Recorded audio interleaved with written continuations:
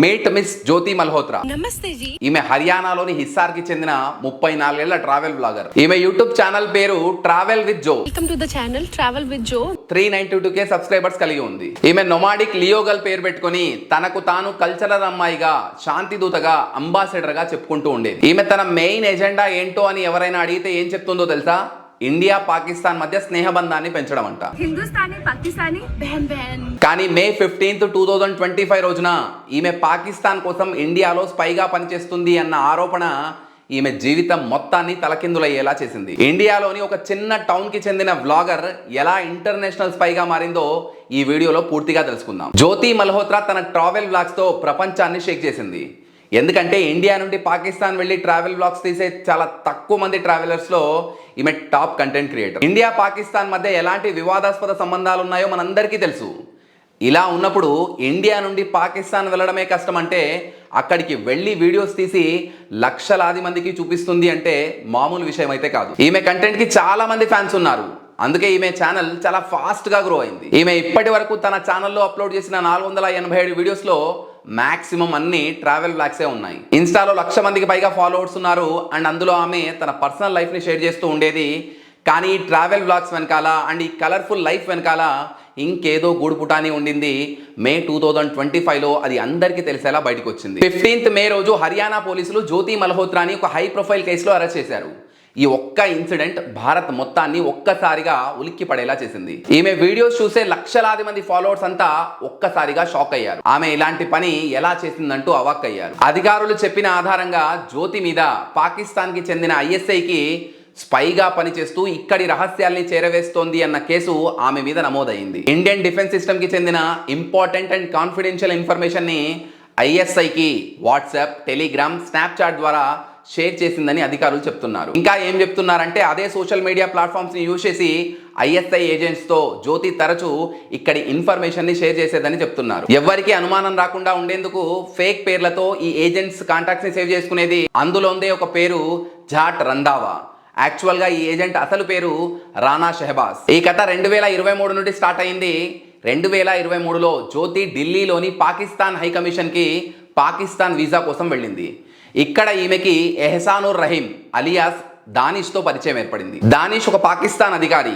కొన్ని రోజుల ముందు ఇండియా మీద స్పై చేస్తున్నాడనే ఆరోపణలతో ఇతన్ని ఇండియా నుంచి బహిష్కరించారు. ఈ దానిషే జ్యోతి హ్యాండ్లర్ గా ఉంటూ పాకిస్తాన్ ట్రిప్లకి వెళ్లేందుకు జ్యోతికి పూర్తిగా సహాయపడ్డాడు. జ్యోతి ఆమె వీడియోల ఆధారంగా పాకిస్తాన్కి 4 సార్లు వెళ్ళింది. బట్ అనధికారికంగా ఇంకా ఎన్నిసార్లు వెళ్ళి వచ్చిందో అనే అనుమానాలు ఇంకా ఉండనే ఉన్నాయి. జ్యోతి ఈ ట్రావెల్ టైంలో ISI ఏజెంట్స్ అయిన అలీ ఎహసాన్, షాకిర్, రాణా షెహబాజ్లను కలిసింది. కానీ జ్యోతి ఇక్కడే ఒక పెద్ద తప్పు చేసింది. తన ట్రావెల్ బ్లాగ్స్లో వీళ్ళందరినీ క్యాప్చర్ చేసింది. ఆ క్యాప్చర్ చేసిన ఫుటేజ్ మన ఏజెన్సీస్ కళ్ళల్లో పడింది. అందులోనిదే ఈ దానిష్ని ఒక ఇఫ్తార్ పార్టీలో పరిచయం చేసిన ఈ వీడియో. దానిష్ జ్యోతిని తన ఇంటికి భోజనానికి కూడా తీసుకెళ్లాడు. అండ్ స్టోరీ ఇక్కడితో అయిపోలేదు. మన ఏజెంట్స్ చెప్తున్న ఆధారంగా జ్యోతి దానిష్లు రిలేషన్షిప్లో ఉన్నారంట.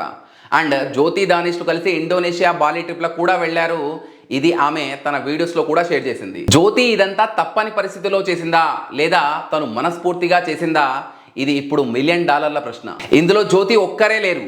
పంజాబ్ అండ్ హర్యానాలో విస్తరించిన ఇలాంటి స్పై గ్రూప్లో తను ఒక మెంబర్ మాత్రమే.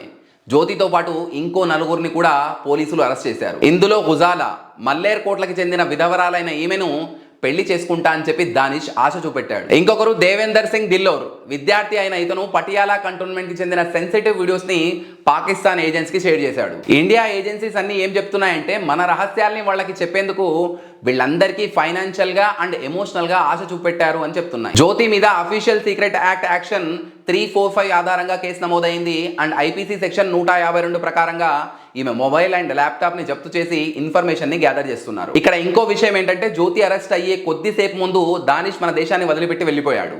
ఈ సిచ్యువేషన్ నేషనల్ సెక్యూరిటీ మీద ఒక ప్రశ్న లేవనెత్తేలా చేసింది.